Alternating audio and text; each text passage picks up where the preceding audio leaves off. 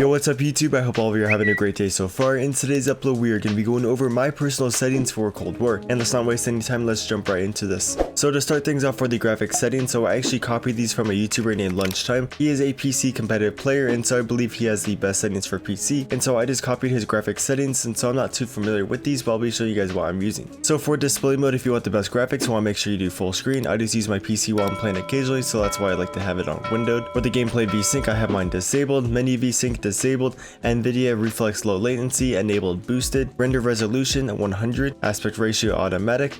The colorblind modes, these are my modes right here, nothing too special. For the field of view, I play on 105. If you're a controller player, I recommend to do like 105, 100, maybe max 110, just because the farther you zoom out, the harder it is for you to actually hit your shots.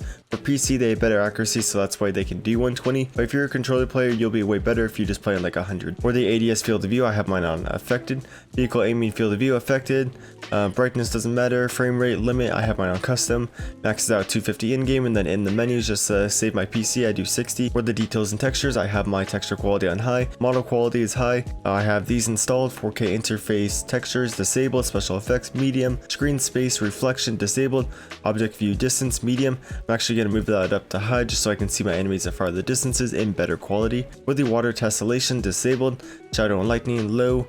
Shadow quality low. Dynamic shadows. Oh wait, I did not realize I had that on disabled. I should actually have that on all, because if someone's around a corner, you actually can see them sometimes before they walk around the corner because you'll see their shadow. Special effect shadows disabled. Weapon shadow disabled. Actually, I should probably have that on. I don't know why those were disabled. Ray tracing just to save my PC, and I don't really care about the graphics. I do disabled. But the local shadows disabled, ray tracing occlusion disabled, post-processing effects, that is going to be disabled. Anti-aliasing quality, I have mine on high. Ambient occlusion quality disabled. Motion blur, you want to make sure this is disabled. It's going to make it so your game looks a lot better and you'll have higher frames. For the motion blur quality, have that on low, that's not going to matter. Subsurface scattering disabled. Order independent transparency disabled. For the VRAM usage target in advanced, that is going to be default 80%. Display gamma, sRGB, display adapter. This is just my graphics card. And so yeah, that's going to wrap it up for the graphics settings. Now let's get to the audio. So for the audio, this is actually supposed to be at 100. This is just going to make it so I can hear the footsteps as easy as possible. For the music volume, this is just personal preference. I like to have mine on low. Sound effects volume, we want to make sure this is at 100. Makes like stupid things in the game really loud, but it's going to maximize that footstep volume. For the dialogue volume, 41. Cinematics volume 20. For the audio presets, this is the preset that you're going to want to use if you want to hear the footsteps as best as possible. For the hit marker sound effects enabled, speakers, this one doesn't matter. Doesn't matter. Yeah, this is all personal preference. I think just the first settings are what you're going to really want to focus on. And that's going to wrap it up for the audio. Let's get into the interface. So I know some players like to use subtitles. It actually helps them just see like little things at the game. Maybe if they don't hear a hellstorm coming, your announcer will actually say that there's a hellstorm coming in. So pretty much it's not a bad idea to have these enabled. I just have mine disabled because I usually can hear it. For the HUD balance, you want to make sure these are in as possible, just so you don't have to look as far at your screen to see things. For the crosshairs, I have mine on shown.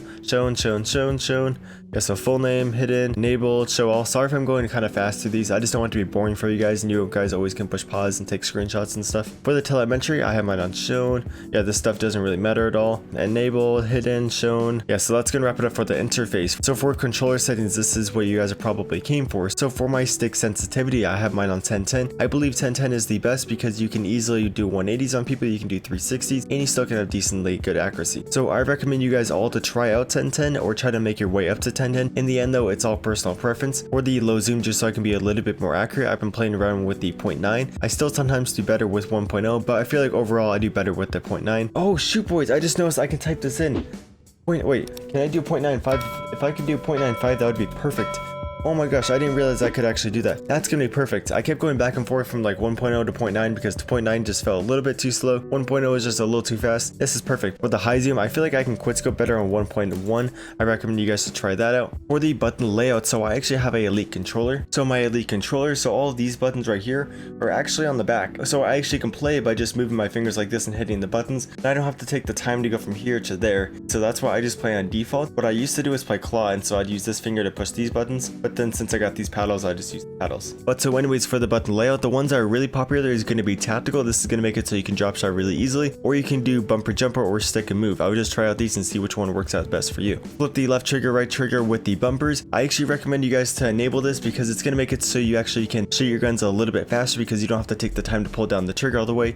You can just click the bumpers. But since I have trigger stops in my controller, so I only have to pull down the trigger halfway for it to register, that's why I have mine on default. For the invert vertical look, you want this disabled. For the aim response curve type, this should be on dynamic. That's actually really annoying. Dynamic is better for the more experienced players. If you have really good accuracy, I recommend to do dynamic. I actually don't know why it was on standard. That's really annoying. If you're a very new player, I would do linear, and if you're like an average player, I just do standard. I'm not going to explain all these because it's kind of complicated. I believe Exclusive Ace has a video on it. Controller vibration, I recommend you guys all to play on disabled. This is going to make it so you have less things vibrating in your hand, therefore you should have better accuracy. For years I played with vibration on, but then this Call of Duty, actually last Call of Duty, halfway through I turned it off, and I've been just a way better player, and my batteries last a lot longer. For the target aim assist, you want this enabled. Target aim assist mode, standard. ADS aim assist, disabled. This is actually just for campaign zombies when you lock on the enemies. I recommend you guys to have it on disabled because then when you play zombies, you can practice your aim. For the grounded mental behavior, I have mine on second press. This does get annoying, but overall I think this is better. For the ADS sight behavior hold, steady aim behavior hold, armor behavior, this is actually going to be very helpful if you do apply all. For the attack vehicle control mode, you want to do this aim based. For the advanced stick layout, I have mine on default. For the advanced stick layout, you want this on default. And then for these ones, this is all actually personal preference. So this is for like the stick drift. So on your right stick right here, if you see a little bit of stick drift, like you see your aim starting to drag over to the right side without you touching anything, I would increase this until that stops. And so for me, 9 is the perfect one, but in the end guys, it's all personal preference. You have to find the one that works out best for your controller. For the auto move forward, I have mine on disabled. For the auto sprint, if you like to do slide cancels, I recommend to do auto sprint because then you don't have to click down on your left stick as much. But if you don't do slide cancels that often, I would just keep it disabled. For the sprint cancels reload, disabled. Parachute auto deploy, enabled. I actually want that disabled. Equipment behavior hold. For the interact reload behavior, I have mine on tap to reload. Again, this is all personal preference. This is just what I run and what works out best, for me. And so I think that is gonna wrap it up for the video. I have mine enable. Yeah, all this stuff doesn't really matter. If you're ever trying to change your Activision name, you just have to go to account and network and you can just click it right here. But so anyways, I hope you guys did enjoy the video. I hope you guys found these settings helpful. Hope all of you have a great rest of your day, and I'll hopefully see you in my next video.